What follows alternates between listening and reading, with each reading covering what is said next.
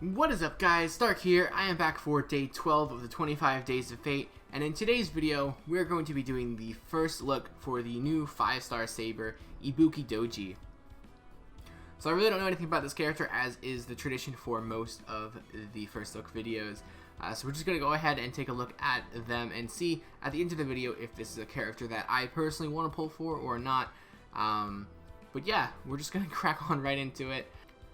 So I have seen the Ascension artwork, for the first Ascension artwork anyway, for this character because I saw the banner, which made me realize there was a new character out. And I personally do not like the character design for this character at all. Ibuki Douji basically seems like a mix of Ibaraki and Shootin' Douji, but I don't know. I guess Ibuki could be anything. But it looks like Shootin' Douji's involved here somewhere, but I really don't see it that much. Regardless though, let's go ahead and take a look at the other Ascension artworks and see if we can find one that we actually like.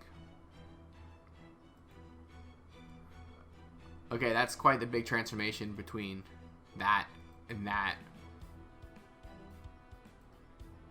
Oh, that looks pretty cool though. Okay, so I guess I'm still not a huge fan of the overall design, but you know, that's a pretty cool Ascension artwork there. So we'll stick with the third Ascension artwork. Let's see, the command card deck: 1 quick, 1 art, 3 buster, Noble Phantasm's buster as well. Hit counts 4, 3, 3, 5, 4 on the Noble Phantasm. So looks like it's going to be a pretty powerful saber, like a buster oriented servant, which could be pretty cool. Let's see the stats. So 13,498 HP, 12,709 attack.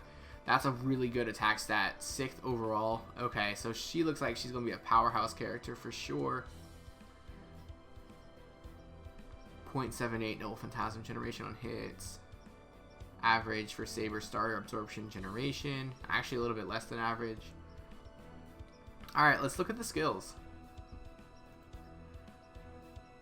Alright, so we don't have the percentages out completely yet. Or maybe we do. Let me read it. So let's see. The first skill is going to increase their own attack 3 times over the course of 2 turns, between 20 and 40%. And then the second one is going to increase own Noble Phantasm gauge between 30 and 50% on a 6-turn charge time. Alright, so it's not completely here yet, but again, this is because it is, you know, the character is brand new, so we can't expect to have all the information available at all times. But this one looks like a pretty solid skill. Now, 3 attacks over the course of 3 turns is a little in my opinion, but if you are comboing this up into a Brave chain, like a Buster Brave chain, you could hit pretty hard with that. 40% at level 10 is going to be pretty big. 50% battery is also going to be really huge as well, because you can bring in, you know, a craft essence that can start you at 50% and give you an additional effect for further damage.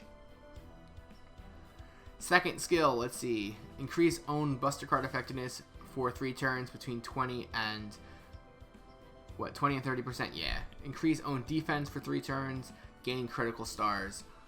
This will be on a 5-turn charge time, so that's really low considering the effects. 30% increase to defense, 30% increase to buster card effectiveness.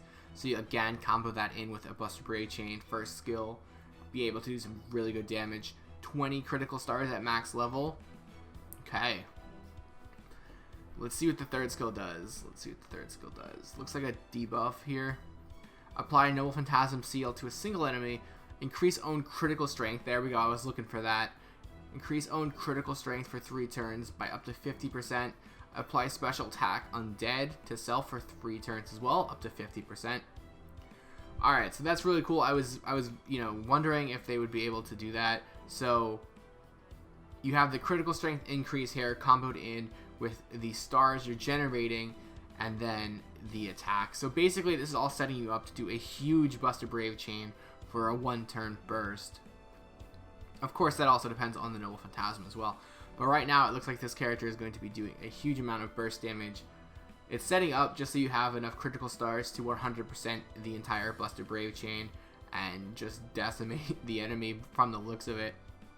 Alright, passives, let's see. Anything special, Dragonkin EX, okay. Increase own Buster card effectiveness by 12%. Built-in damage cut by 200, that's pretty interesting. And damage plus 250, buff removal. Alright, so that's pretty good right there. Let's see what the Noble Phantasm has in store for us. Do we have a video? We do have a video as well. That looks really cool just by the thumbnail right there. Alright, we're not going to look at that just yet, though. We're going to look at the effects. So we're going to, let's see, apply Ignore Invincibility to self for 1 turn. Deal damage to all enemies. Okay, so AoE Noble Phantasm does a pretty good amount of damage. Ignore Invincibility. That's going to be big as well. Let's see, the Overcharge effect will decrease Buster resistance for all enemies for 3 turns. This further sets up your burst turn for your Buster Brave Chain, which would presumably come on the following turn. Yeah, so it's all setting you up to do that Buster Brave Chain. This character is set up perfectly to do a Buster Brave Chain. Alright, let's go ahead and watch this Noble Phantasm and see. It looks really interesting.